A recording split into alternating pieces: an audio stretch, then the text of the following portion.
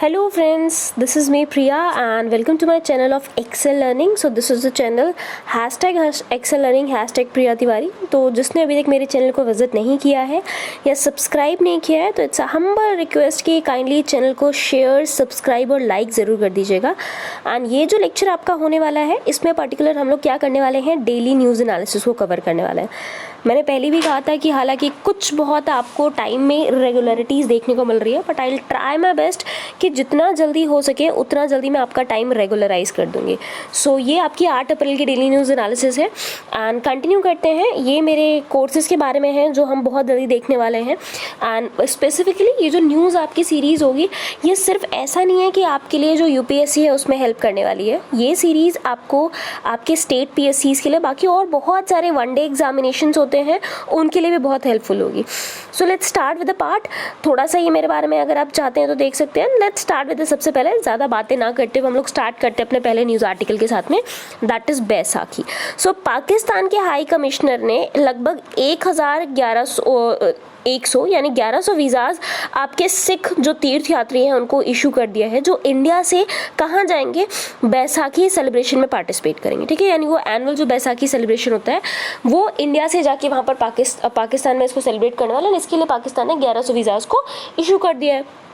Now ये जो framework आपका होने वाला है पाकिस्तान इंडिया प्रोटोकॉल के तहत, ये पर्टिकुलर आपकी जो रिलीजियस श्राइन्स होती हैं उसको विजिट को लेकर है. बहुत ज़्यादा बेसिक नंबर्स में अगर आप सिख पिलग्रिम्स की बात करते हैं, जो आपकी सिख तीर्थ यात्री हैं, वो इंडिया से पाकिस्तान जाते हैं अलग अलग रिलीजियस फेस्टिवल को बेसिकली अटेंड करने के लिए. जैसे हर साल आप देखेंगे तो हर साल बैसाखी की सेलिब्रेशन में बहुत सारे लोग जाते हैं ना. बैसाखी एक्चुअल में होता क्या है, ये आपके हिंदू सोलर ईयर का नया साल माना जाता है. यानी हिंदू अगर मान्यता की बात करते हैं तो हिंदू सोलर नया साल माना जाता है. ये आपका पहला दिन होता है वैसाख मंथ का, यानी जब आपका बैसाखी होती है उसके पहले दिन को कहा जाता है. एंड लगभग 13 या 14 अप्रैल को इसको सेलिब्रेट किया जाता है. ठीक, बहुत ही हिस्टोरिकल एंड बहुत ही रिलीजियस फेस्टिवल माना जाता है आपके सिख्स में. So this is regarding Baisakhi के बारे में. क्यों न्यूज़ में था, क्योंकि पाकिस्तान के हाई कमिश्नर है लगभग 1100 वीज़ा इशू किए. नाउ नेक्स्ट जो न्यूज़ आर्टिकल है दैट इज अनामाया. अनामाया आपका ट्राइबल हेल्थ कोलैबोरेटिव है जो primal foundation and bill and Melinda Gates foundation के द्वारा क्या किया जा रहा है, स्टार्ट किया जा रहा है. यानी जो आपका ट्राइबल हेल्थ का कोलैबोरेशन आपको देखने को मिल रहा है, primal foundation and bill and Melinda Gates foundation दोनों मिलकर इसको काम करने वाले हैं. नाउ इसमें होगा क्या, आपकी बहुत सारी जो सरकारी एजेंसीज हैं, बहुत सारे संगठन हैं, वो हेल्थ और न्यूट्रिशन के स्टेटस को, यानी जो भी आपकी ट्राइबल कम्युनिटीज़ हैं इंडिया में, जो भी आपको जनजातियाँ देखने को मिलती हैं, उनकी जो स्वास्थ्य है, उनका जो न्यूट्रिशन स्टेटस है उसको बढ़ाने के लिए इसमें काम किया जाएगा. उसको किसी तरीके से आपको इम्प्रूव करना है. ये जो इनिशिएटिव है इसका मेन काम क्या है कि ट्राइबल कम्युनिटीज़ में जितनी भी प्रिवेंटेबल डेथ्स हैं उनको एंड किया जा सके. यानी कुछ बहुत तो आपको पता है बीमारियाँ ऐसी होती हैं जिसको आप कंट्रोल नहीं कर सकते, बट येस कुछ बहुत डिजीजेस ऐसी होती है, कुछ बहुत डेथ ऐसी होती है ट्राइबल लोगों में जो प्रिवेंटेबल है, जिनको आप रोक सकते हैं. तो उसी को ख़त्म करने के लिए आपका ये इनिशिएटिव लाया गया जिसका नाम क्या है, अनामया. तो आपको पता होना चाहिए किस चीज़ से रिलेटेड है आपका अनामया. नाउ नेक्स्ट जो हमारा न्यूज़ आर्टिकल है that is Madhu Kranti portal. Very very important. Madhu Kranti जो पोर्टल है आपका नेशनल बी बोर्ड का आपको इनिशिएटिव देखने को मिल रहा है जो मिनिस्ट्री ऑफ एग्रीकल्चर फार्मर्स के अंदर में आता है. एंड ये national bee keeping and honey mission के तहत इसको इंक्लूड किया गया. यानी ministry of agriculture and farmers welfare की बात करते हैं, इसके तहत आपका एक मिशन था national bee keeping and honey mission. उसके अंदर में ही आपका जो नेशनल बी बोर्ड है मधु क्रांति पोर्टल को इन्होंने लॉन्च कर दिया है. मधु वी ऑल नो, मध दैट इज़ हनी के लिए यूज़ होता है. तो ये जो पोर्टल है ये डेवलप किया जा रहा है ताकि आप यहाँ पर ऑनलाइन रजिस्ट्रेशन कर सकें, आपका सोर्स ऑफ हनी है उसको ट्रेस किया जा सके, या जो बाकी बी हाइव प्रोजेक्ट्स है उसको डिजिटल प्लेटफॉर्म पे लाया जा सके. यानी अगर आप कह सकते हैं तो आपका हनी का सोर्स कहाँ से हनी आप ऑब्टेन कर रहे हैं, पहली चीज़. दूसरा, हनी जो आप ऑब्टेन कर रहे हैं उससे मिलने वाले क्या और कोई प्रोडक्ट हैं, वो प्रोडक्ट उन सबको डिजिटल प्लेटफॉर्म पे लेके आना, डिजिटली उन सबको अवेल कराना, ये आपके मोस्टली मधु क्रांति पोर्टल का मेन काम होने वाला है. ठीक है, तो आई होप सो क्लियर हो गया होगा. यहाँ पर आपके लिए इंपॉर्टेंट है national bee keeping and honey mission आपका होमवर्क होने वाला है NBHM, इसके बारे में आपको रीड करना है. एंड जो दूसरा है आपका that is national bee board. दोनों के बारे में देखिए कैसी बॉडीज़ है. कब बनी है, कब ये मिशन लाया गया। So this is a homework for today. ठीक ना, नेक्स्ट हमारे न्यूज़ आर्टिकल पे आते हैं, that is device to diagnose dengue with an hour. अब आपका एक डिवाइस लाया गया है, एक बेसिक अगर आप देखेंगे तो एक आपका यंत्र बनाया गया है। ये जो डिवाइस है आपके डेंगू को 1 घंटे में डायग्नोस कर लेगा।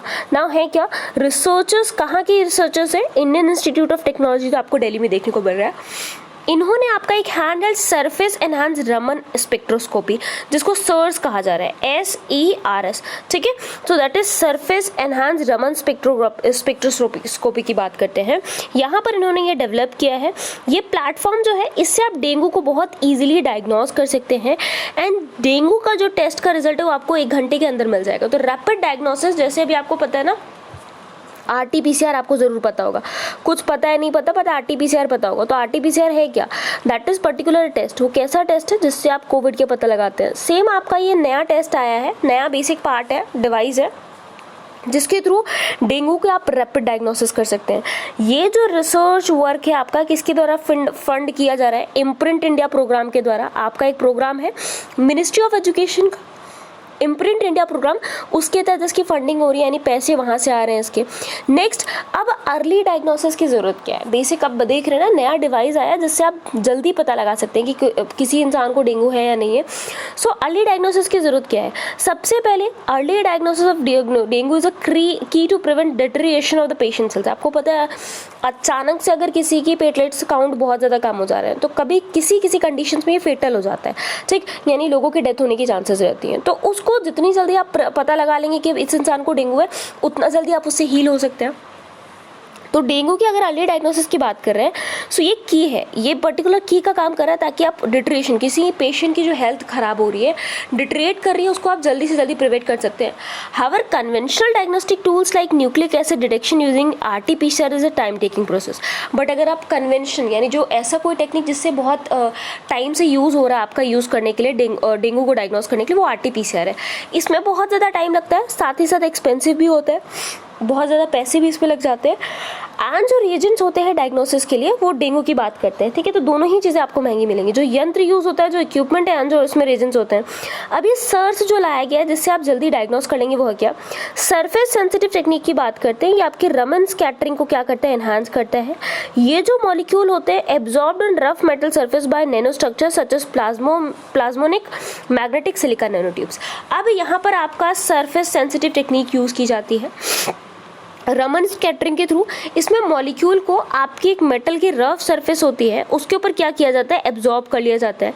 एब्जॉर्ब कौन करता है, बहुत ही नैनो ट्यूब्स होती है, किस चीज़ की, प्लाज्मोनिक मैग्नेटिक सिलिका की। तो ये आपको हेल्प करती हैं उसी डेंगू के बेसिकली आइडेंटिफिकेशन में, ठीक। सो दिस इज रिगार्डिंग दिस, आपको पता होना चाहिए कौन सी इंस्टीट्यूट ने इसको पर्टिकुलर सर्च आउट किया है, डिवाइस किया है, एंड किस चीज़ में यूज़ हो रही है, क्या टेक्निक यूज़ हो रहा है ना। नेक्स्ट पार्ट आते हैं film certificate appellate tribunal, very very important.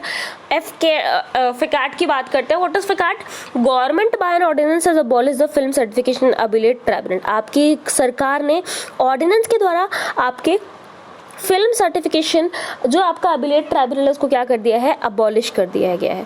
Now ये जो ट्राइब्यूनल रिफॉर्म्स की बात करें, ऑर्डिनेंस 2021 आया है, ये 4 अप्रैल से लागू हो जाएगा।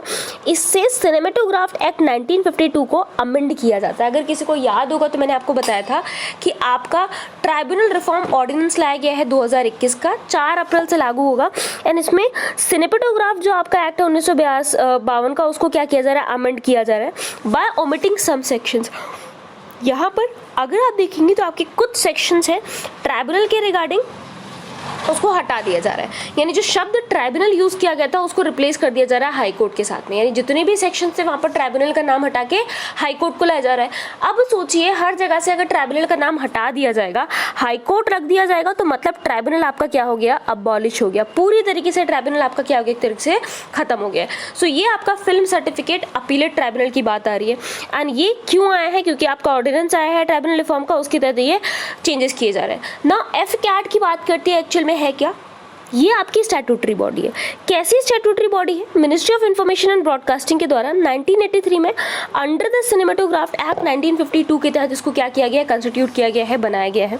इसका मेन काम क्या है कि आपको अपील सुननी है। सेक्शन 5C के तहत जो आपका सिनेमेटोग्राफ एक्ट होता है, कोई एप्लीकेंट है अगर सर्टिफिकेशन की बात की जाए, जो आपका central board of film certification है ना, अलग अलग फिल्मों को सर्टिफाई करता है, सेंसरशिप करता है कि आपकी फिल्म में ये एक्ट इंक्लूड होना चाहिए, नहीं होना चाहिए, उन सारी चीज़ों के अगेंस्ट में अगर आप जाना चाहते हैं, मान लीजिए इनका डिसीजन आपको नहीं समझ में आ रहा है, आप इससे सेटिस्फाई नहीं है, तो आप कहीं ना कहीं तो अपील करेंगे। वो अपील आप कहाँ करते थे? एफकैट में करते थे, ठीक। तो इनका मेन काम क्या था? अपील को सुनना।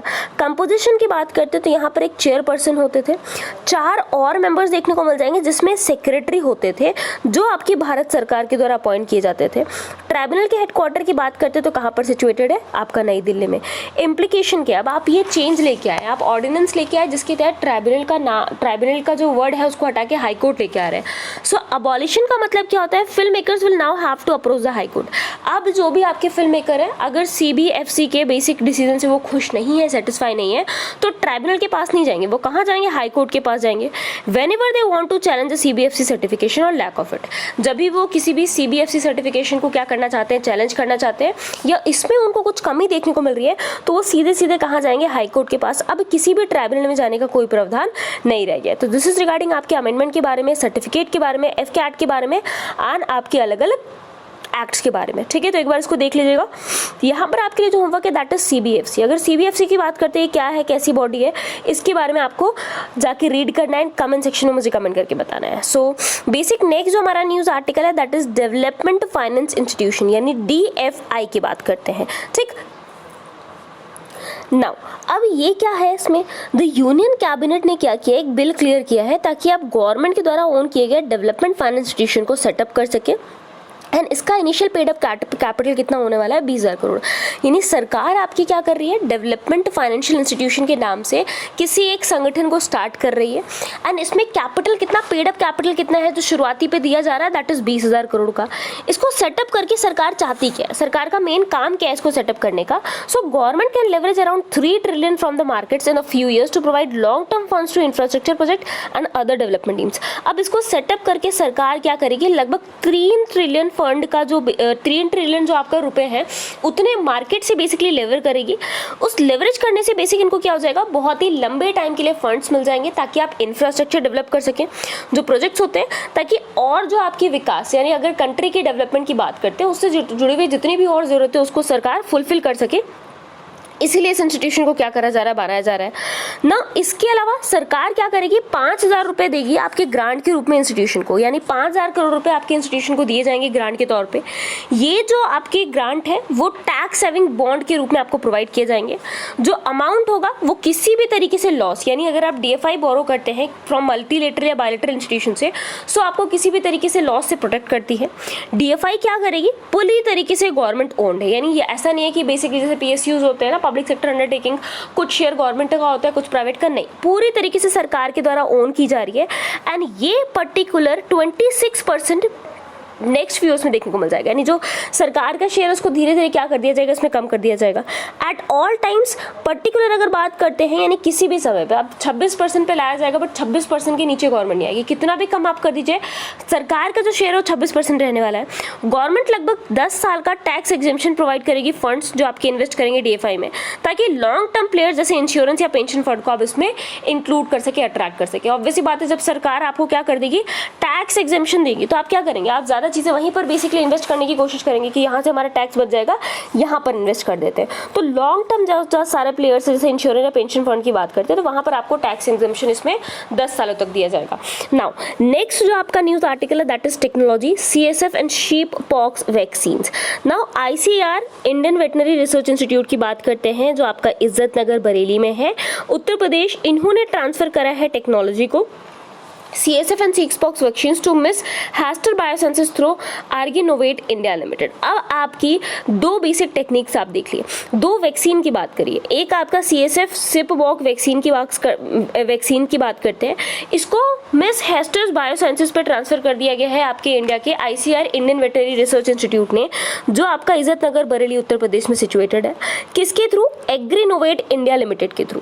नाउ इसका इंपॉर्टेंट पार्ट देखिए, लाइव एटेन्यूएटेड, तो पहले पहले आपको पता होना चाहिए क्या दो चीज़ें ट्रांसफ़र की गई है, किसको की गई है, किसके द्वारा की गई है एंड वो कहाँ सिचुएटेड है। तो ICAR जो आपका IVR है कहाँ पर है, क्या इसका एस्टैब्लिशमेंट पॉइंट है, ये आपको रीड करना है and if possible, and thank you Jasvinder for that and everyone who is commenting in the comment section. It's very overwhelming कि आप लोग पढ़ रहे हो, आप लोग एंगेज होकर पढ़ रहे हो, इट्स गुड पार्ट है ना। जसविंदर बेसिकली मैंने अभी सिर्फ एक ही का नाम लिया है and let me tell you why, है ना। बहुत सारे लोग कह रहे होंगे मैम मैंने भी कमेंट किया बट मेरा नाम नहीं लिया, जस्ट बिकॉज आप लोग थोड़ा सा लापरवाही कर रहे हो, थोड़ी सी कंजूसी कर रहे हो लिखने में, तो थोड़ा सा और टाइप कर दो ना। जैसे मैसेज टाइप करते हो तो भर भर के, वैसे थोड़ा सा कोशिश करो, अपने हाथ को ओपन अप करो एंड जितना और लिख सकते हो उतना और लिखो, है ना। बिकॉज मैंने आपसे पहले भी कहा the basic more your right उतना आपके दिमाग में वो इनग्रेव होता चला जाएगा ना, कार्विंग होती चली जाएगी पत्थरों के ऊपर, तो सेम चीज़ें लिखते चले जाइए, हेल्पफुल हो जाएगा आपके लिए ना। ICAR IVR के RI के बाद में आपको मेंशन करना है ना। इंपॉर्टेंट वैल्यू एडिशंस की बात करते हैं, live attenuated indigenous CSF cells culture vaccine की बात करते हैं, IVRI CSFBS। ये जो आपका क्लासिकल स्वाइन फीवर होता है, इंपॉर्टेंट डिजीज है पिग्स का, जो लगभग 100% मोर्टेलिटी के साथ आता है। यानी अगर किसी पिग को CSF हो गया है क्लासिकल स्वाइन फीवर तो ये फॉर श्योर है कि उसकी डेथ हो जाएगी, ठीक। तो मोर्टेलिटी कितनी है, 100% देखने को मिल रही है, तो इसी के रिगार्डिंग वैक्सीन को ट्रांसफर किया जा रहा है। नाउ इन इंडिया ये जो डिजीज है आपकी कंट्रोल की जा रही है लेपिनाइज CSF वैक्सीन के द्वारा, यानी भारत में इस डिजीज को कंट्रोल किया जा रहा है आपकी एक वैक्सीन के द्वारा जिसका नाम है लेपिनाइज CSF वैक्सीन, ठीक, जो वेब्रिज स्ट्रेन UK में देखने को मिल रहा है। एंड इसमें क्या किया जा रहा है, बहुत लार्ज नंबर ऑफ रैबिट्स को मारा गया है।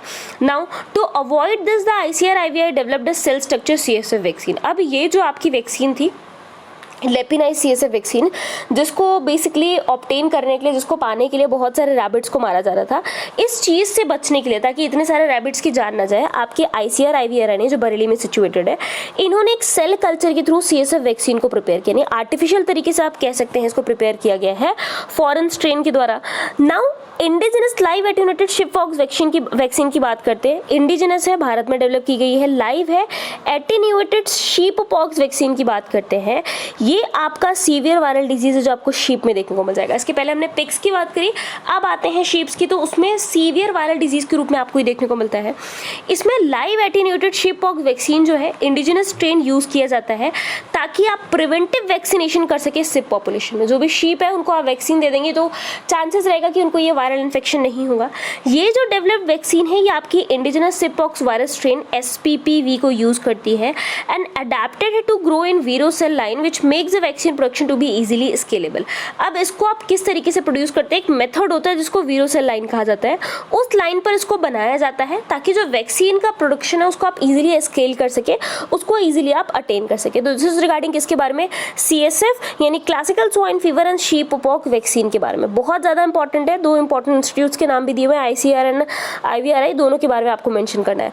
नाउ नेक्स्ट आते हैं PLI scheme for white goods, air conditioners and LED lights. Very very important, union cabinet ने क्या अप्रूव कर दिया है, प्रोडक्शन लिंक्ड इंसेंटिव। जो PLI स्कीम्स आपकी होती है व्हाइट गुड्स के लिए, जैसे एयर कंडीशनर की बात करिए, LED लाइट्स की बात करिए, तो यहाँ पर लगभग बजटरी आउटले आपको 6238 करोड़ रुपए का प्रोवाइड किया जा रहा है, ठीक है। कौन दे रहा है, यूनियन कैबिनेट, किसके थ्रू, प्रोडक्शन लिंक्ड इनिशिएटिव के थ्रू, किसको, व्हाइट गुड्स को। व्हाइट गुड में एयर कंडीशनर आपके LED लाइट को रखा जा रहा है। ये जो आपका PLI स्कीम है व्हाइट गुड के लिए, ये लगभग 4 से 6% का इंसेंटिव प्रोवाइड करेगा। Incremental sales of good manufactured in India for a period of 5 years to companies engage in manufacturing. Now अब जो भी कंपनीज आपके एयर कंडीशनर या LED लाइट्स को बनाती हैं, अगर भारत में बनी हुई LED lights and air conditioners को आप बेच रहे हैं तो आपको 5 साल तक 6%, 4% से लेकर 6% तक का इंसेंटिव प्रोवाइड कर दिया जाएगा, ठीक, दोनों ही गुड्स के पार्ट में। नाउ एक एंटिटी जो इसको अवेल कर रही होगी आपकी PLI स्कीम ऑफ गवर्नमेंट के तहत will not be eligible under this scheme. कोई भी आपकी एंटिटी, कोई कंपनी है जो पहले से इस तरीके के बेनिफिट को अवेल कर रही हो, फिर से इसके लिए एलिजिबल नहीं होगी। ये पैन इंडिया स्कीम है, ऑल ओवर द इंडिया इसको इंप्लीमेंट किया जाएगा। बहुत सारे गुड्स आपको देखने को मिल रहे हैं ग्लोबल एंड डोमेस्टिक कंपनीज के द्वारा जो आपके इसमें इंक्लूड किए गए हैं, एंड बहुत सारी MSME जो micro small and medium enterprises अभी जिन्होंने स्टार्ट किया अपना बिजनेस उनको इसमें से बेनिफिट होने वाला है। बेनिफिट क्या है? It is estimated that over the period of 5 years the PLI scheme will lead to incremental investment of 7,920 crore, incremental production worth 1,68,000 crore, export 64,400 crore, earn direct and indirect revenues 49,000 and create additional 4 lakh direct and indirect employment. अब होगा क्या? अब सरकार आपको benefit देगी कब? जब आप भारत में बनी हुई चीज़ों को बेचेंगे। क्योंकि आपको भारत में बनी हुई चीज़ों से बेनिफिट हो रहा है तो आपको एक और पार्ट दे दिया जाएगा कि आप एनकरेज होंगे। आप ज़्यादा से ज़्यादा चीज़ें कोशिश करेंगे भारत में बनाने की। भारत में बनाएंगे तो लोग आपको चाहिए होंगे, एंड क्योंकि आपको मैन पावर चाहिए, लेबर चाहिए, तो आप यहाँ पर बहुत सारी जॉब्स को भी क्रिएट करोगे, तो आपकी एम्प्लॉयमेंट अपॉर्चुनिटीज़ होगी। ठीक, आपका जो इन्वेस्टमेंट है वो बढ़ जाएगा, आपको जो प्रोडक्शन है वो बढ़ेगा, आप ज़्यादा बनाओगे तो एक्सपोर्ट, बाहर भी ज़्यादा एक्सपोर्ट कर पाओगे, वो भी बढ़ेगा, एंड जो आपका रेवेन्यू होगा वो भी इनडायरेक्ट तरीके से बढ़ जाएगा ना। वाइट गुड्स की बात करते हैं। हमने 2 वाइट गुड देखे, एक आपका एयर कंडीशनर, दूसरा LED लाइट। वाइट गुड है क्या? कोई भी मेजर अप्लायंस जो लार्ज डोमेस्टिक अप्लायंस में आता है, लार्ज इलेक्ट्रिक अप्लायंस में आता है, नॉन पोर्टेबल है, सेमी पोर्टेबल मशीन है जो रूटीन हाउसकीपिंग में यूज की जाती है, जैसे कुकिंग में, वॉशिंग में, लॉन्ड्रिंग में, फूड प्रिजर्वेशन में, ये सारे के सारे अप्लायंसेज आपके व्हाइट गुड्स में आते हैं। Now such appliances are sometimes collectively known as white good as products were traditionally white in colour, all the variety of colours are now available. अब बेसिकली इनको व्हाइट गुड क्यों कहा जाता है, ये सबसे बड़ा क्वेश्चन है। जो ये आपके जितने भी अप्लायंसेज आपने देखे, चाहे कुकिंग के हो गए, फूड प्रिजर्वेशन के, वॉशिंग के, लॉन्ड्री के, ये पहले ट्रेडिशनल सिर्फ और सिर्फ व्हाइट कलर में आते थे। अब बहुत सारे वेरिएंट है, बट पहले व्हाइट कलर में आता था, इसीलिए इसका नाम क्या कर दिया गया था? व्हाइट गुड रख दिया गया था। नाउ नेक्स्ट पे आते हैं PLI scheme, national programme on high efficiency solar PV modules approved. अभी आपने PLI स्कीम देखी है, भारत में बनी हुई चीज़ों को बेचिए, आपको सरकार इंसेंटिव देगी। यूनियन कैबिनेट ने आपका अप्रूव किया है ministry of new and renewable energy के प्रपोजल को, implementation of PLI scheme, national programme on high efficiency solar PV module for achieving manufacturing capacity of gigawatt. अब पर्टिकुलर अगर बात करते हैं तो आपकी यूनियन कैबिनेट ने आपकी ministry of new and renewable energy का जो प्रपोजल है PLI स्कीम को लेकर, उसको मंजूरी दे दी है। ये PLI स्कीम बेसिकली आपके हाई एनर्जी सोलर जो फोटोवोल्टाइक होते हैं मॉड्यूल, उसमें इंक्लूड किया जा रहा है, यानी आप ताकि जो भी प्रोडक्शन हो रहा है सोलर के थ्रू उसको आप गीगावाट तक इंक्रीज कर सके, उसकी एफिशिएंसी को बढ़ा सके। एंड इसमें कितना आउटले दिया रहा है? 4,500 करोड़ का। तो अभी तक आपने देखा AC की बात करी जा रही थी, यहाँ पर PLI की बात करी जा रही है आपके बेसिकली सोलर पार्ट पर, ताकि किसी तरीके से आप जो आपकी रिन्यूएबल एनर्जी है उसका यूज़ बढ़ा सके, एंड जो आपका प्रोडक्शन है उसको भी क्या कर सके? इंक्रीज कर सके। कितना? गीगावाट तक। नाउ नेक्स्ट आते हैं सोलर PV जो मैन्युफैक्चरर्स है उसको सिलेक्ट किया जाएगा ट्रांसपेरेंट कॉम्पिटिटिव बिडिंग प्रोसेस के थ्रू। बिडिंग आपको पड़ता है ना, एक तरीके से अगर कुछ नहीं, राजा रानी चोर सिपाही खेलते थे, चिट बना के डालनी है, चिट में से जिसको आपको हाथ में उठाया, जो आपके हाथ में आ गया वो हो गया। तो बिडिंग प्रोसेस के थ्रू एक आपका सिलेक्टेड ट्रांसपेरेंट कॉम्पिटिटिव पार्ट लिया जाएगा, जिसमें सोलर PV मैन्युफैक्चरर को सिलेक्ट किया जाएगा। PLI आपकी दी जाएगी 5 साल के लिए after commissioning of solar PV manufacturing plant. जो भी आपके सोलर PV मैन्युफैक्चरिंग प्लांट है उनको कमीशन करके 5 साल के लिए आपका PLI दे दिया जाएगा on sales of high efficiency solar PV modules. ऐसे PV modules, solar PV modules जिनकी एफिशिएंसी बहुत ज़्यादा, अगर आप उनको बेच रहे हैं, उनका सेलिंग ज़्यादा हो रहा है, तो आपको ये एफिशिएंसी प्रोवाइड की जाएगी। आउटकम या बेनिफिट की बात करते हैं, 10,000 मेगावाट कैपेसिटी, यानी जो भी आपके PV मैन्युफैक्चरिंग प्लांट्स हैं उससे आपको लगभग 10,000 मेगावाट की कैपेसिटी में इंक्रीज देखने को मिल जाएगा। डायरेक्ट इन्वेस्टमेंट आपको देखने को मिल जाएगा लगभग 17,200 करोड़ का सोलर PV मैन्युफैक्चरिंग प्रोडक्ट्स में। डिमांड अगर आप देखेंगे तो आपका 17,500 करोड़ लगभग 5 साल तक बैलेंस ऑफ मटेरियल के रूप में देखने को मिल जाएगा। डायरेक्ट एम्प्लॉयमेंट, फिर लोगों की नौकरियां मिल जाएगी। इनडायरेक्ट एम्प्लॉयमेंट मिल जाएगा, सब्स्टिट्यूशन मिल जाएगा, लगभग की जो आप इंपोर्ट करते हैं वो चीज़ें इंपोर्ट नहीं करनी पड़ेगी। साथ ही साथ रिसर्च एंड डेवलपमेंट की फील्ड में भी आपको बूस्ट मिलेगा, यानी उसको भी बढ़ावा मिलेगा। सो दिस इज रिगार्डिंग किसके बारे में? आपके सोलर PV के बारे में, जिसमें PLI स्कीम को लाने को मंजूरी दी गई। नाउ नेक्स्ट आते हैं रेड सी के ऊपर। बहुत ही इंपॉर्टेंट सी है रेड सी, कैस्पियन सी, मेडिटेरेनियन सी। मैंने सब कुछ आपको बार बार कराया होगा, फिर से देखते हैं। रेड सी, इसको अरिथ्रियन सी के नाम से भी जाना जाता है। ये सी वाटर इनलेट है इंडियन ओशन का, जो आपका अफ्रीका और एशिया के बीच में देखने को मिलता है। ठीक है, अफ्रीका और एशिया के बीच में आपको एक इंडियन ओशन का इनलेट मिलेगा, जिसको रेड सी कहते हैं। The connection to the ocean is in south through Bab el Mandeb Strait and Gulf of Aden. अगर आप देखेंगे तो ये इंडियन ओशन से किसके थ्रू कनेक्ट करता है, आपका बाब एल मंडाब एक स्ट्रेट होता है एंड गल्फ ऑफ एडन के थ्रू। आपको मुझे कमेंट सेक्शन में बताना है स्ट्रेट क्या होता है, बाब एल मंडाब स्ट्रेट किस किस चीज़ों को कनेक्ट कर रहा है, एंड गल्फ ऑफ एडन के बारे में। Now to the north lie the Sinai peninsula. अगर आपको याद हो इजिप्ट के बारे में हमने पढ़ा था, तो इजिप्ट का सिनाई पेनिनसुला आपको नॉर्थ में मिल जाएगा। गल्फ ऑफ अकाबा मिलता है, गल्फ ऑफ सुएज जो आपका सुएज कनाल के साथ कनेक्ट करता है। ये जो सी है आपकी रेड सी की बात करते हैं, ये पार्ट फॉर्म करती है ग्रेट रिफ्ट वैली का, ठीक। सो यहाँ पर अगर आप रेड सी की बात करते हो तो उसकी पोजीशन बताई गई है कि वो है कहाँ पर, क्या क्या इंपॉर्टेंट फीचर्स हैं, क्या क्या इंपॉर्टेंट जोग्राफिकल एरियाज है उसके आसपास आपको देखने को मिल जाएंगे, एंड क्या इसका बेसिकली और नियम है। नाउ सैलिनिटी की बात करते हैं तो दुनिया ऑल ओवर द वर्ल्ड जो आपको एवरेज सैलिनिटी पता है ना, पानी में नमक का कंसंट्रेशन, वो 4% देखने को मिलता है, बट यहाँ पर उससे भी ज़्यादा देखने को मिल रहा है। इसके फैक्टर्स बहुत सारे हैं। क्या क्या रीज़न है, लैक ऑफ सिग्निफिकेंट रिवर्स, क्योंकि बहुत सारी नदियाँ, बहुत सारी जो आपकी ड्रेन सिस्टम होता है वो उसमें अपना पानी ला के डालता नहीं है, तो इसका पानी जो है वो नमकीन ही रहेगा, क्योंकि डाइल्यूट नहीं हो रहा है, कोई भी फ्रेश वाटर बॉडी इसमें नहीं आ रही, तो डाइल्यूट नहीं होगा तो खारापन इसका और ज़्यादा रहेगा। Limited connection with the Indian ocean. अब क्योंकि इंडियन ओशन के साथ में कनेक्शन बहुत कम है, मैप में एक बार चेक करिएगा एंड कमेंट सेक्शन में बताइएगा, इंडियन ओशन के साथ कनेक्टिविटी कम है तो इसीलिए इसकी सैलिनिटी कम नहीं होती है। इवापोरेशन बहुत ज़्यादा है, प्रेसिपिटेशन कम है, यानी बहुत ज़्यादा भाप बन के पानी उड़ता है, बट जो बारिश है वो बहुत कम हो रही है। सो पानी निकल रहा है तो सैलिनिटी बढ़ेगी, बट पानी आ नहीं रहा है तो सैलिनिटी और ज़्यादा बढ़ेगी। तो इसी वजह से रेड सी का जो सैलाइन लेवल है वो आपको बहुत ज़्यादा देखने को मिलता है। नाउ ये आपको पोर्शन देखने को मिल रहा है, दिस इज आपका सऊदी अरेबिया, ये आपका सऊदी अरेबिया है, ये आपका सूडान है, इजिप्ट, ये आपका सिनाई पेनिनसुला है, ये रेड सी, और यहाँ पर आपको गल्फ ऑफ एडन मिलता है। नीचे अगर आप जाएंगे तो यहाँ पर आपको इंडियन ओशन देखने को मिल जाएगा। सो this is regarding the position, very very important, keep that in mind. Now next आते हैं left wing extremism, Chhattisgarh Maoist ambush. Now left wing extremism की बात करते हैं, 23 security personal were killed and 33 injured. 2 अप्रैल की बात करते हैं, लगभग 23 सिक्योरिटी पर्सनल की जान चली गई एंड 33 लोग इंजर्ड हो गए हैं आपके माओइस्ट एम्बुशेस में, जो आपको बस्तर छत्तीसगढ़ में देखने को मिल रहा है। दिस इज द एरिया आपका छत्तीसगढ़ का, एंड यहीं पर अगर आप देखेंगे तो आपको ये पूरा का पूरा पार्ट देखने को मिल रहा है। कोबरा कमांडो की बात करते हैं, ये कैप्चर कर लिया गया है माओइस्ट के द्वारा, डिमांड किया जा रहा है interlocutor for negotiating his release. अब एक कोबरा कमांडो को डिटेन कर दिया गया ना, आप ऐसे भी नहीं छोड़ सकते, उन्होंने बंदी बना लिया है, उनसे डिमांड कर रहे हैं कि आप मुझे ये चीज़ें प्रोवाइड कराइए वरना हम इनको रिहा नहीं करेंगे। एम्बुश की बात करते हैं, माओइस्ट ने ब्लास्ट किया था, बहुत सारी बुलेट्स उन्होंने चलाई थी ट्रूप्स के ऊपर में एंड कैमोफ्लेज पोजीशन पे, यानी बहुत सारी कैजुअलिटीज देखने को मिली। अचानक से वो लोग आ गए एंड बहुत सारी फायरिंग स्टार्ट कर दी है, बॉम्बिंग स्टार्ट कर दी है, जिससे बहुत सारे लोगों की जान चली गई है ब्लास्ट में, एंड एक कोबरा कमांडो को रिटेन भी कर लिया गया। वन ऑफ द सर्वाइवर्स की बात करते हैं एनकाउंटर की, they said that they were attacked by over 400 Maoist from 3 sides, the ambush lies stretched over 2 kilometre. ये जो आपको पार्ट देखने को मिल रहा है बस्तर का, ठीक, पर्टिकुलरली बस्तर छत्तीसगढ़ की बात करते हैं, यहाँ पर तीनों तरफ से जो एक बच गए हैं एनकाउंटर में, उन्होंने कहा है कि 400 लोगों ने घेर लिया था और उन्होंने बुलेट फायरिंग हम पे स्टार्ट कर दी थी। सो ये सेकंड मेजर अटैक है मार्च 24 से जो आपको देखने को मिल रहा है माओइस्ट का, जिसके पहले उन्होंने एक बस कैरिंग सिक्योरिटी पर्सन को भी ब्लू कर दिया था एंड वहाँ पर 5 पुलिस वाले मारे गए थे, 13 घायल हो गए थे। कहाँ पर, नारायणपुर डिस्ट्रिक्ट में। नाउ इश्यूज क्या है, complacency by government, the downward trend of Maoist violence over the last few years has helped the government and some security analyst to declare that the battle against Maoist is almost one.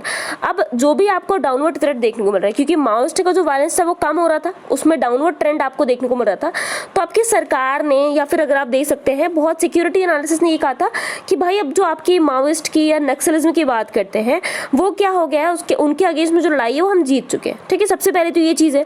Still the biggest internal security threat, इतना सब होने के बावजूद सरकार को तो ऐसा लग रहा था, बट स्टिल अभी भी सबसे बड़ा सिक्योरिटी का थ्रेट है, यानी अगर आप आंतरिक सुरक्षा की बात करते हैं बहुत बड़ा खतरा है। Despite data revealing an overall reduction in violence, the capacity of left wing extremist to retaliate with ferocity indicates the Maoism still remains the biggest threat. अब पर्टिकुलर आपको लग रहा था कि खत्म हो चुका है, आप ये जंग जीत चुके हैं माओइस्ट के अगेंस्ट में, बट स्टिल इन्होंने अटैक किया है, लेफ्ट विंग एक्सट्रीमिस्ट ने अटैक किया बहुत ही ज़्यादा फेरस तरीके से, बहुत ही ज़्यादा एकदम गुस्सैल तरीके से, रोबस्ट तरीके से। तो आपको सिंपल क्या दिखाता है कि अभी भी जो खतरा है वो टला नहीं है, अभी भी आपको इसमें बहुत सारा काम करना बाकी है ताकि आप इनसे फाइट कर सकें। नाउ ये आप पर्टिकुलर एरिया देख सकते हैं, ठीक है, जो आपको माओइस्ट नक्सल एक्टिविटीज़ देखने को मिलते हैं, तो आपको यहाँ पर देखने को मिल रहा है। एक बार मैप में एरियाज को लोकेट कर दीजिएगा। नेक्स्ट पार्ट आते हैं छत्तीसगढ़ छत्तीसगढ़ स्ट्रगल की। अब आपका माओइस्ट के क्रैकडाउन की बात करिए 2005 में जो स्टार्ट हुआ था LWE के द्वारा, बाकी स्टेट्स की बात करिए तो वहाँ पर इन प्रॉब्लम्स को टैकल कर चुके हैं। छत्तीसगढ़ को छोड़कर बाकी स्टेट्स लगभग इसको टैकल कर चुके हैं। जो नंबर आपको देखने को मिलता है डिस्ट्रिक्ट में वो डिक्लेयर कर दिया गया है लगभग 90 बेसिक डिस्ट्रिक्ट है जो इससे अफेक्ट है। लगभग इसके पहले 2000 में कितनी थी, 200 थी, तो 200 से कम होकर 90 आ गया, बट स्टिल बहुत ज्यादा नंबर है। मास सपोर्ट टू माओइस्ट के आपके लोग बहुत ज्यादा सपोर्ट करते हैं। तो complete administrative and security vacuum आपको देखने को मिलता है कि अगर आप इन एरियाज की बात करेंगे तो यहाँ पर आपको दोनों चीजों में वैक्यूम देखने को मिल जाएगा। कौन सी दो चीज में वैक्यूम मिलेगा पर्टिकुलर अगर आप देखेंगे, एडमिनिस्ट्रेटिव पार्ट में भी एंड प्रशासनिक और सुरक्षा दोनों के पार्ट में। ठीक, the erosion of state authority की बात करते हैं, ये भी आपका सिविलियंस के पार्ट में रिफ्लेक्ट किया जाता है। Often act as the eyes and ears of the Maoist. अब जो भी आपके लोग होते हैं, ये स्टेट अथॉरिटी की बात करते हैं, वो भी इरोड हो चुका है, बहुत सारे लोग करप्ट हो चुके हैं। वो बेसिक आपके इनके आंख और नाक कान का काम करते हैं। कैसे? वो इनको सारी इन्फॉर्मेशन प्रोवाइड करेंगे, वरना इनको कैसे पता लगेगा कौन सी बेसिकली आपका ट्रुप जा रहा है, कौन सा बेसिकली लोग जा रहे हैं बस में बैठ के। वो सारी चीजें कहीं ना कहीं इन्फॉर्मेशन प्रोवाइड कराई जाती है। और उसका रीजन क्या है कि यहाँ पर बहुत ज्यादा लोग करप्ट हो चुके हैं। फेडरल चैलेंज की बात करते हैं कि फेडरल नेचर है इंडिया का, तो स्टेट गवर्नमेंट की बात करते हैं, उसका रेसिस्टेंस आपको देखने को मिलता है। It limits what the central government can do to tackle the challenges comprehensively. इसीलिए यहाँ पर आपको सेंट्रल गवर्नमेंट को थोड़ा सा पार्ट लिमिट कर दिया जाता है कि वो व्यापक स्तर पर क्या कर सकती है इस तरीके की प्रॉब्लम को चेंज करने के लिए।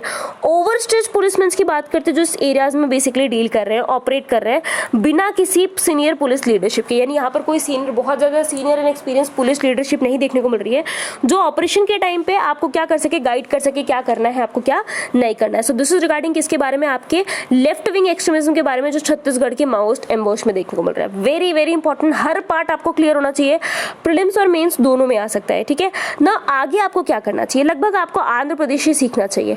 क्यों सीखना चाहिए? कि उन्होंने माओइस्ट को वीक करने में बहुत इंपॉर्टेंट काम किया है। चाहे वो छोटी छोटी साइज टीम्स की बात करिए, पिन पॉइंट इंटेलिजेंस पे काम करने की बात करिए, प्लाटून स्ट्रेंथ की बात करिए, क्लियर चेंज कमांड की बात करिए, ये कुछ तरीके जो आंध्र प्रदेश ने अपनाया है, उन्होंने माओइस्ट को वीक कर दिया। बिल्डिंग इंफ्रास्ट्रक्चर, आपको पर्टिकुलर रोड को जो आपके मोबाइल टावर से होस्टाइल है वहां पर आपको क्या करना चाहिए, एक्सटेंड करना चाहिए। सीआरपीएफ को सेटअप कर देना चाहिए कैंप में, डीपर पार्ट्स में, जंगल्स में। रूरल रोड प्रोग्राम आपको लेके आना चाहिए ताकि आपको ज्यादा से ज्यादा रोड आप कनेक्ट कर सके। एंड जो भी आपके डिस्ट्रिक्ट है नक्सल अफेक्टेड, उसको कनेक्टिविटी है ना, कोई एरिया है वो एकदम अलग था कि वहां पर जो ना रोड है ना कोई कनेक्टिविटी, तो वहां पर माओइस्ट ज्यादा ग्रो करेंगे। अगर आप उसको प्रॉपर कनेक्ट कर देंगे इंफ्रास्ट्रक्चर डेवलप करके, तो वैसे भी वहां पर लोगों का बेसिक अगर आप देखेंगे कनेक्टिविटी बढ़ जाएगी, तो ये आपके जो माओइस्ट की बात करिए, नक्सलाइज की जो बेसिकली एक्टिविटीज है वो कम हो जाएगी। Leadership by state police, Maoism basically defeat हो गया है उन स्टेट्स में जहां पर स्टेट पुलिस ने लीड ली है, यानी स्टेट पुलिस जब आपकी काम कर रही है तब माओइस्ट आपका कम किया हुआ है। तो सेंट्रल फोर्सेस की बात करते हैं, इनके नंबर या ट्रेनिंग की बात करते हैं, है तो बहुत ज्यादा, बट लोकल नॉलेज नहीं है ना। किसी लोकल जगह की बात करते हैं आप, बेसिक आप किस स्टेट में रह रहे हैं, जिस सिटी में रह रहे हैं, उसकी इन्फॉर्मेशन आपको ज्यादा होगी दूसरे के कंपैरिजन में। तो जिस पर्टिकुलर लोकल लैंग्वेज की इंटेलिजेंस की बात करते हैं वो लोकल पुलिस को ज्यादा होती है, तो वही वो काम कर सकते हैं उनको यहाँ से हटाने का। देन ऑब्लिटरेशन की बात करते हैं माओइस्ट वायलेंस की आंध्र प्रदेश में, ये ज्यादातर स्टेट के ग्राउंड्स पर डिपेंड करता है। महाराष्ट्र जहाँ पर माओइस्ट का हेल्थ स्वे आपको देखने को मिला था, मतलब उनका एक माओइस्ट का पार्ट देखने को मिला था बहुत सारे डिस्ट्रिक्ट में, वो भी कन्फाइंड हो गया बॉर्डर एरियाज में, जो आपका गदी चिरोपरी है। एंड ये भी किसकी वजह से हुआ है, आपकी लोकल पुलिस की वजह से। वेस्ट बंगाल की बात करते तो यहाँ पर भी आपको देखने को मिला है स्टेट पुलिस के द्वारा। झारखंड जागौर्स की बात कर रहे हैं, यहाँ पर भी अपर हैंड आपको देखने को मिला है, कहीं ना कहीं स्टेट पुलिस का रूल यहाँ पर भी आपको देखने को मिल रहा है। तो लोकल बेसिकली पार्ट बहुत इन्वॉल्व करना यहाँ पर जरूरी है। नाउ कंक्लूजन क्या है, दो पार्ट है, दो बेसिक आपके पास तरीके इंसर्जेंसी को कन्फ्रंट करने के लिए। पहला कि लोकल की लेवल पर आपको उसको मैनेज करना है, जैसे न्यू दिल्ली ने बेसिक आपके नॉर्थ ईस्ट के पार्ट में किया था। देन दूसरा क्या है, आपको हैमर एंड टोंग्स के साथ में जाना है। जैसे श्रीलंका फोर्सेस की बात करते हैं तो उन्होंने किस तरीके से है ना बेसिक अपने बल का प्रयोग करते हुए इनको हटाया, आपको वो काम करना है। तो दोनों में से आपको जो सही लग रहा है आपको अपनाना पड़ेगा, ताकि माओइस्ट को आप क्या कर सके, हटा सके या फिर उनको मेन स्ट्रीम में लेके आ सके, एंड इस तरीके की एक्टिविटीज दोबारा ना देखने को मिले। Now next is repo rate remains unchanged at 4%। Very very important part. सबसे पहले आपके लिए एक होमवर्क है कि आपको रेपो रेट बताना है क्या होता है। Very very important, what is repo rate, tell me what is repo rate. ठीक, कमेंट सेक्शन में बताइएगा, मैंने आपको बताया हुआ है। सो आरबीआई की जो मॉनेटरी पॉलिसी कमेटी है एमपीसी, उन्होंने डिसाइड किया कि रेपो रेट को अनचेंज रखेंगे मार्केट एक्सपेक्टेशन के साथ में 4% पर, यानी रेपो रेट आपका चेंज नहीं किया जा रहा है, वो 4% पे ही है। आरबीआई क्या करेगा, जो भी एकोमोडेटिव स्टैंड है उसको मेंटेन करके रखेगा, कब तक, जब तक आपका जो ग्रोथ है वो ड्यूरेबल बेसिस पे सस्टेन नहीं हो जाता है। आरबीआई अपनी जीडीपी ग्रोथ का जो फोरकास्ट है वो 21-22 के लिए 10.5% पे रख रहा है, यानी जो फोरकास्ट बताया गया वो 10.5% का जीडीपी पे। आरबीआई ने बहुत सारी मेजर्स को भी अनाउंस किया है ताकि वो लिक्विडिटी लेके आ सके गवर्नमेंट की सिक्योरिटीज मार्केट पर एंड फाइनेंशियल सिस्टम में। आपके सरकार की जो बोरोइंग प्रोग्राम है उसको ऑर्डरली तरीके से कंडक्ट कराया जा सके। देन अगर आप देखेंगे इन्होंने सेकेंडरी मार्केट गवर्नमेंट सिक्योरिटीज को भी अकाउंट बेसिकली क्या किया अनाउंस किया है ताकि आप एक्विजिशन प्लान 1 लाख करोड़ का अप्रैल से जून तक लेके आ सके। आरबीआई ने डिसाइड किया एक कमिटी सेटअप करना ताकि आप जो असेट रिस्ट्रक्शन कंपनीज है उसको बेसिकली क्या कर सके, रिव्यू कर सके to ensure how better these entities can support the financial sector, कि ये जो भी आपकी असेट रिकंस्ट्रक्शन कंपनीज हैं वो किस तरीके से आपके फाइनेंशियल आपकी आर्थिक बेसिकली सेक्टर की बात करते हैं, किस तरीके से उसको आप सपोर्ट कर सकते हैं, रिवाइव करा सकते हैं, उसकी बात की जाएगी। पॉलिसी रिव्यू में आरबीआई ने डिसाइड किया है कि जो भी आपका आरटीजीएस एंड नेफ्ट पेमेंट है प्लेटफॉर्म है to prepared payment instruments white label ATMs as well. अब यहाँ पर पर्टिकुलर पॉलिसी रिव्यू में आरबीआई ने डिसाइड कर दिया कि जो आरटीजीएस नेट पेमेंट्स है उसको भी प्रिपेयर्ड पेमेंट इंस्ट्रूमेंट के रूप में लाया जाएगा एंड यहाँ पर आपके एटीएम को बेसिकली क्या कर दिया गया, सेम पार्ट पे लेबलिंग कर दी गई। तो दिस इज रिगार्डिंग आपके किसके बारे में, रेपो रेट के बारे में, आरबीआई की मॉनेटरी पॉलिसी कमेटी की बेसिकली रिपोर्ट के बारे में। So this is whole regarding आपका आज का जो न्यूज आर्टिकल था यानी 8 अप्रैल का न्यूज का। 9 का एंड 10 का होपफुली मैं कल तक आपको प्रोवाइड करा दूंगी एंड देन हम लोग आपके फ्लो में आ जाएंगे डेली बेसिस पर। So this is regarding whole the news articles. ठीक है, होप सो आपको काफी कुछ सीखने को मिला होगा। अगर सीखने को मिला है, नहीं भी मिला है तो भी कमेंट सेक्शन में लिखोगे तो आपको पता लगेगा ना। ठीक है, for the UPSC, state PSC, her exam के लिए आपके लिए यूजफुल है।